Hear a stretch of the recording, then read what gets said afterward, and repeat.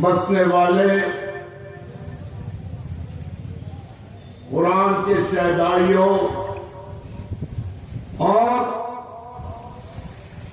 ہم سب کے آقا حضور محمد عربی صلی اللہ علیہ وسلم کی امت میں ہو کر فخر محسوس کرنے والوں،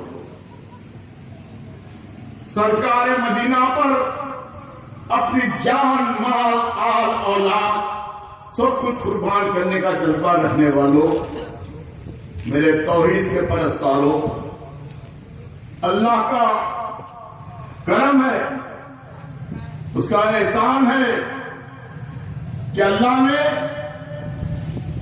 اپنے بندوں کو یہ موقع عطا کیا کہ وہ اس ماہ مقدس میں اللہ کا کلام سن کر اللہ کی طرف رجوع ہو جائیں، اس لیے کہ پتہ نہیں کہ کس موڑ پر زندگی کی شام ہو جائے۔ عزیزو، اللہ کا احسان ہے، ہم فخر سے کہتے ہیں جب آواز آتی ہے تو قرآن پاک کے بارے میں تو اعلان کر دیتے ہیں، ہے قول محمد، ہے قول محمد، قول خدا، فرمان نہ بدلا جائے گا، ارے بدلے زمانہ لاکھ مگر قرآن نہ بدلا جائے گا۔ خدا کی قسم تا قیامت یہ قرآن ہر ایک انسانیت کی رہبری رہنمائی کرتا رہے گا۔ اسی قرآن پاک کے پیغام کو خوش الہانی سے جب اللہ کے بندوں کے قلب تک پہنچا دیا جاتا ہے تو ہر وقت الحمدللہ قلب انسانی میں خود بخود حرارت ایمانی پیدا ہو جاتی ہے۔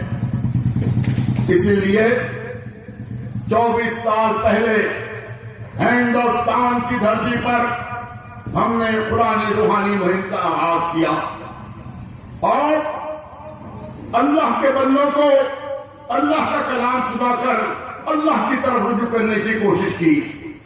جب کوشش چلی پورے ہندوستان میں شمالی ہند پہ چل رہی تھی کہ لیکن اللہ نے الحاج قمر الاسلام صاحب کے دل میں تڑپ پیدا کی۔ انہوں نے سوچ لیا، ارے میں تو ایم ایل اے بنا، ایم پی بنا، منسٹر بنا، لیکن یہ سب کچھ بنوں گا تو لیکن کیا ہوگا؟ دنیاوی طور پر تو بہت بڑی عزت ملے گی، لیکن جب آنکھ بند ہوگی وہاں سے کیا مطلب ہوگا؟ میرے حیدر پاشا، وہاں سے کچھ نہیں ہوگا۔ جب آنکھ بند ہوگی تو کوئی وسیلہ کوئی چیز کام نہیں آئے گی، اگر آئے گی تو وہی آئے گی جس کو قمر اسلام نے دونوں ہاتھوں سے مضبوط پکڑ لیا، کہا قرآن سے نسبت، تڑپ کے کہا صاحب قرآن حضور محمد عربی صلی اللہ علیہ وسلم سے محبت، اور یہی بیان 24 سال سے دے رہے ہیں۔ کرناٹکا میں مولا کا کرم ہے، گلبرگے میں شروع ہوا، پھر وہ قمر الاسلام کی طرف سے کہا بیجاپور جائیے، 3 مرتبہ آئے، لیکن 9 سال کا عرصہ ہو گیا۔ پھر اس کے ساتھ ساتھ ہم تو وسیلے کو کہتے ہیں، حیدر پاشا نے قمر صاحب کو پکڑ کے کہا 9 سال کا عرصہ ہو گیا ہے، ہم تڑپ رہے ہیں، ایسے قرآن پاک کے قرآن کے قاریوں کو بلانا چاہتے ہیں، تو الحمدللہ ان کی طرف کام کری۔ اور پھر میں نے کہا دیکھو بھائی، 21 دنوں میں 300 لوگ تڑپتے ہیں شہر کے اجزاء کے ان خدا کو بلانے کے لیے، مگر قمر صاحب نے کہہ دیا نہیں، حیدر علی نے کہہ دیا نہیں، چلنا ہے۔ الحمدللہ آپ کے درمیان میں آئے ہیں، طاق لاتے ہیں، اللہ ہی اللہ کو پکارنا ہے اور آپ سے کچھ لینا دینا نہیں ہے۔ یہ خادم القرآن شفیع نقشبندی یا یہ قراء اکرام جو آئے ہیں کسی پہ احسان نہیں کر رہے ہیں، بلکہ اپنی آخرت کے راحت کے لیے سامان کر رہے ہیں. دیکھو دنیا میں بہت سے کام کرتے ہیں لیکن ماشاءاللہ یہ حضرت بیٹھے ہوئے ہیں, قرآن کا ذکر کر رہے تھے, تعارف قرآن کروا رہے تھے, مخاطب کر رہے تھے, اور میں بھی تمہارے درمیان میں کھڑا ہوں. موت تو آنی ہے لیکن یاد کرو اس موت کو جو خالی قرآن کا تعارف کراتے رہے, سامع قرآن سنتے رہے اور وقت آخر آ جائے. تو آج کی رات جب تک دل چاہا نہیں بلکہ دھڑکتے دھڑکتے دل کے ساتھ یہ سمجھ کے بیٹھنا ہے کہ اللہ تو نے کرم کر دیا ہم پر, کیونکہ راتوں میں کیا کیا نہیں ہوتا آپ اچھی طرح جانتے ہیں. رات کی تاریکی بہت بھیانک بھی ہوتی ہے, رات کی تاریکی بہت سے منظر پیش کرتی ہے, لیکن جو قرآن سے نسبت رکھتے ہیں, جو صاحب قرآن سے محبت رکھتے ہیں, وہ کبھی بھٹکتے نہیں ہیں. تو میرے سننے والوں, تمہارا سننا بھی عبادت, سنانے والا کا سنانا بھی عبادت, اور دونوں چیزیں اس مقدس رات کو, اس مقدس مہینے ہم پر عطا ہوئی ہیں. میں آپ کے درمیان میں ان خرا کے تعارف کے طور پر آؤں گا. اس لیے اگر عام طور پر بیٹھے ہیں کہہ دوں میں یہ خالی صاحب آئے سن لیجئے, آپ انہیں سنا دیجئے, لیکن جب پیش کیا جائے اس کی خوبیوں کو بیان کی جائے تو خود بخود تڑپ بڑھ جاتی ہے. جب تڑپ بڑھتی ہے تو جب آواز آتی ہے قلب انسانی پہ اثر پیدا کر دیتی ہے. میں میرے محترم الحاج برادر روحی ہم اسلام صاحب کو اس آغاز پر دلی دعا دیتا ہوں کہ تم خوش قسمت ہیں, آپ پہ اللہ کا کرم ہوا کہ اللہ نے آپ کو قرآن کی محفل کے آراستہ کرنے کے لیے وسیلہ بنایا.